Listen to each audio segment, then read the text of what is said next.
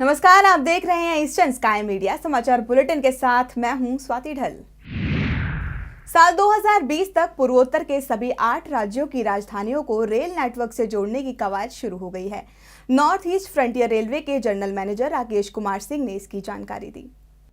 NFR के general manager Rakesh Kumar Singh ने बताया कि 2020 तक पूर्वोत्तर के सभी 8 राज्यों की राजधानियों को रेल नेटवर्क से जोड़ने का लक्ष्य रखा गया है। उन्होंने बताया कि मिजोरम की राजधानी आइजोल 2018 तक और मणिपुर की राजधानी इम्फाल 2019 तक रेल नेटवर्क से जुड़ जाएगी।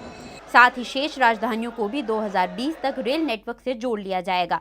बता दें कि त्रिपुरा की राजधानी अगरतला को सिलचर तक मीटर गेज के द्वारा नेटवर्क से पहले ही जोड़ा जा चुका है। सिंह ने कहा कि पूर्वोत्तर क्षेत्र में अभी मीटर और ब्रॉड गेज दोनों में ही कुल 2700 किलोमीटर रेल मार्ग उपलब्ध है। अब रेलवे अपना लक्ष्य पूरा करने के लिए और अधिक रेल मार्ग बिछाने की तैयारी में जुट गया है। त्रिपुरा में बदरपुर से अगरतला तक ब्रॉड गेज परिवर्तन का काम जनवरी 2016 तक पूरा होने की उम्मीद है। वहीं नॉर्थ ईस्ट फ्रंटियर रेलवे के सूत्रों के मुताबिक नॉर्थ ईस्ट फ्रंटियर अगरतला से आगे गोमती जिले तक ब्रॉड गेज सेवा की शुरुआत करने जा रही है। नॉर्थ ईस्ट फ्रंटियर रेलवे के सूत्रों का कहना है कि रेलवे ने मार्च 2016 तक ब्रॉड गेज परिवर्तन का काम पूरा करने का लक्ष्य रखा था, लेकिन अब इस परियोजना का काम जनवरी 2016 तक पूरा होने की उम्मीद है। ऐसे में रेलवे ने अब इस रूट में और विस्तार करने का मन बना लिया है।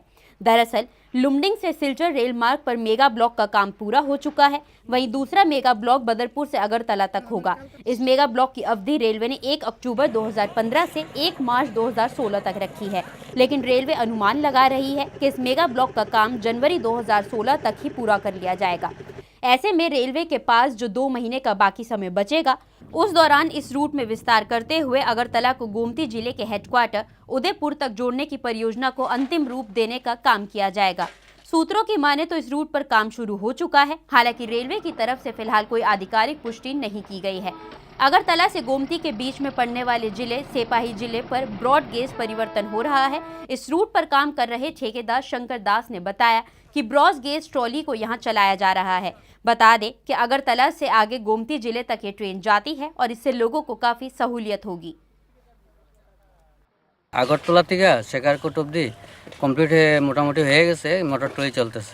এতটুকু মানে শেখারকোট অবধি কমপ্লিট হয়ে গেছে। এখন আরও আমাদের 6 কিলোমিটার মোটামুটি লিঙ্কিং হয়ে গেছে, ওইদিকে এখনও পেকিং চলতেছে। ओलंपिक पदक विजेता मुक्केबाज MC मैरी कॉम पूर्वोत्तर की ब्रांड एम्बेसडर होंगी।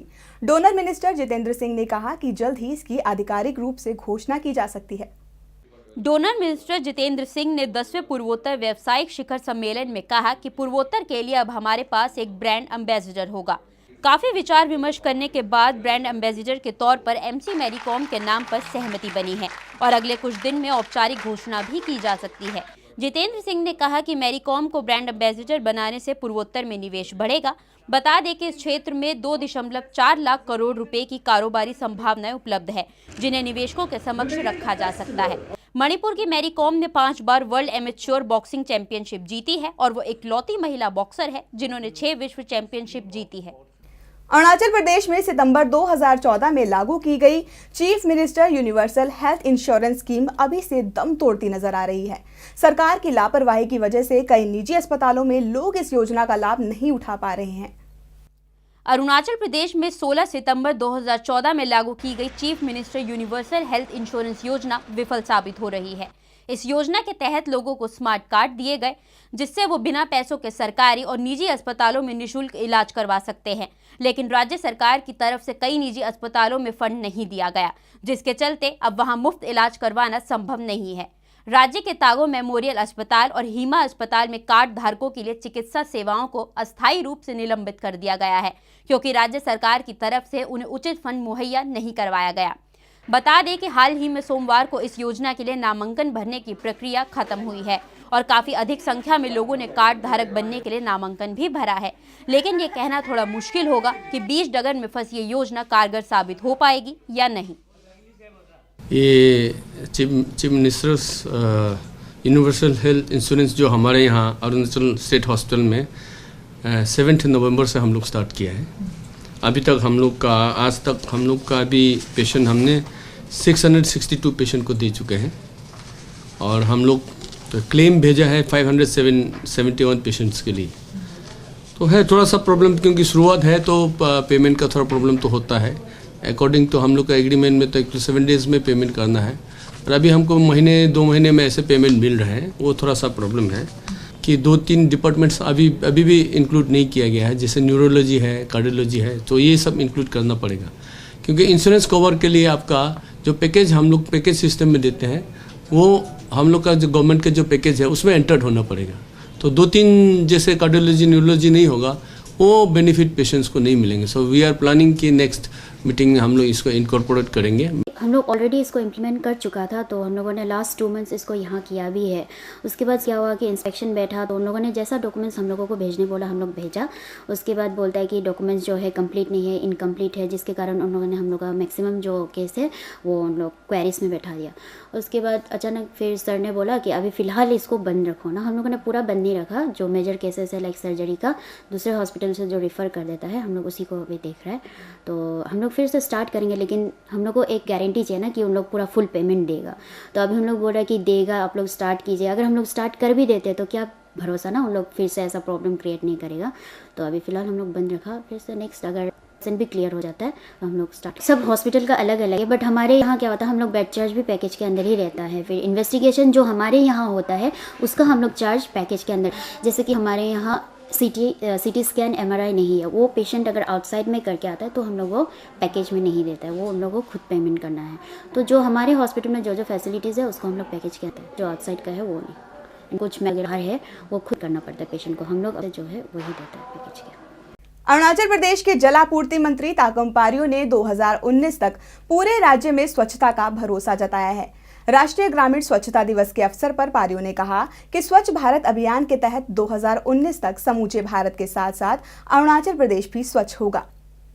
जहां स्वच्छ भारत के तहत नेशनल रूरल सैनिटेशन का प्रोग्राम पूरे देश भर में चल रहा है, वहीं अरुणाचल प्रदेश में भी यहाँ कैपिटल में ये प्रोग्राम बड़े ज़ोर तौर से चल रहा है। हमारे साथ हैं ताकम पारियो जी, जो कि मिनिस्टर हैं PHED के। आइए उनसे कुछ बातचीत करते हैं इस सिलसिले में। सर, सबसे पहले हमें ये बताइए कि आज जो प्रोग्राम हुआ नेशनल रूरल सैनिटेशन का, उससे आपको क्या उम्मीदें हैं?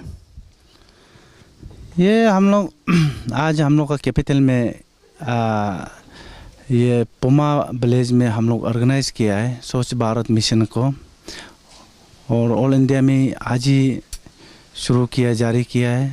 तो हर डिस्ट्रिक्ट में काल से किया, हम लोग अपना अपना जो डिस्ट्रिक्ट है वो लागू किया। उसमें हम स्वच्छ भारत जो है, हम लोग अभी से हम लोग का जो जितना भी क्लीननेस और जितना हम लोग का बस्ती बस्ती में जो अवेयरनेस दिया गया है और दे के जा ही रहा है कि हम लोग जो PRI है पंचायत का और जो गांव बुरा है उसका पब्लिक को आज हम ये आज से स्वच्छ भारत अभियान से आप लोग ये सब पार्टिसिपेट लेना है। और आज भी बहुत काफ़ी आया है और लिया है, उन लोग अच्छा से काफ़ी सुना है, और उन लोग भी कोऑपरेशन है कि आगे ऐसे बढ़ते रहेगा, बहुत अच्छा है बोल के उन लोग भी मॉरली सपोर्ट किया है। तो क्या आप ऐसे लोगों को बताना चाहेंगे कि आगे फ्यूचर में आपकी डिपार्टमेंट की तरफ से कौन कौन सी नई स्कीम्स आने को हैं यहाँ अरुणाचल प्रदेश में?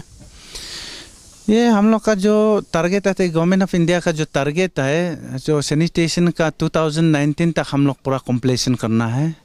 2019 तक कंप्लीशन करने के लिए हम लोग का पब्लिक का सहयोग चाहिए और पूरा साथ होना है, ताकि अपना से इनिशिएटिव होना पड़ेगा, सिर्फ गवर्नमेंट को डिपेंड नहीं करना है। और ये जो टॉयलेट और लेटरिन जो है उसको सैनिटेशन गवर्नमेंट सपोर्ट कर रहा है, वो वहाँ का पब्लिक भी वही सोचना चाहिए। हम लोग को ये स्कीम सिस्टम और बेनिफिट सिस्टम से सोचना नहीं चाहिए, ये यूटिलिटी का सिस्टम से क्लीननेस का लिए, ताकि अपना नीड जो यूज़ करने, इसलिए अपना से ज़्यादा या गवर्नमेंट का जो पिछले थे जो फंडिंग नहीं जरता है, तभी भी हम लोग अपना से थोड़ा इनिशिएटिव करके उसको एडिशनल करके अच्छा से टॉयलेट बना करके यूज़ करना है। और ये गवर्नमेंट ऑफ इंडिया का टारगेट है और 2009 तक देने के लिए स्कीम, उसका कोई कमी नहीं है सैनिटेशन, स्पेशली सैनिटेशन के लिए उन लोग देने के लिए ये है, लेकिन यूटिलाइज करना है। इसमें पंचायत और जो गांव बुरा और जो बस्ती वाला वो सब इनिशिएटिव लेना पड़ेगा और कोऑपरेट करने से तो सक्सेस हो पाएगा। इसलिए आज हम लोग शुरू किया गया है और अवेयरनेस दे रहे हैं हर एक स्टेट में और देश में सब ये स्वच्छ भारत मिशन का लागू किया है और अवेयरनेस कर ही रहा है अभी। यहाँ पे इस वक्त जो खास प्रॉब्लम चल रही है वो है फंड एलोकेशन को लेके, क्योंकि काफ़ी नई स्कीम्स और प्रोजेक्ट्स जो है रुके हुए हैं। तो आपके डिपार्टमेंट में क्या आप ऐसा मानते हैं कि फ़ंड एलोकेशन की कुछ प्रॉब्लम है आपके डिपार्टमेंट के साथ, या सेंटर जो है हमेशा कहती रहती है कि हमें यूटिलाइजेशन सर्टिफिकेट की ज़रूरत है जो कि गवर्नमेंट ऑफ अरुणाचल प्रदेश नहीं दे पा रही है? ये जो है सैनिटेशन, स्पेशली सैनिटेशन में लास्ट ईयर में हम लोग का जो सैनिटेशन का इतना प्रॉब्लम नहीं है और बाकी वाटर सप्लाई का थोड़ा ये है। इस बार में फाइनेंशियल ये दे नहीं पाया है। लास्ट टाइम में जो हम असेंबली में भी बता दिया, तो फंडिंग जो है इसमें लास्ट 2013-14 में जो थोड़ा एक्सेस हुआ उसको इस बार में कर्टेल हुआ, तो इसका वजह से वाटर सप्लाई में थोड़ा ये है। लेकिन सैनिटेशन का इसमें पैसा ऑलरेडी एलोकेशन किया और पैसा दिया है हम लोग, हर डिवीज़न में एलोकेशन किया। इसमें कोई यूज़ कर रहा है, कोई अभी कंस्ट्रक्ट काम ही चल रहा है और सैनिटेशन का कोई पैसा का ये जब नीड बेस जब यहाँ से पैसा मांगेगा और पैसा ऐसे कमियाँ नहीं है। खबरों के इस अंक में फिलहाल इतना ही। नमस्कार।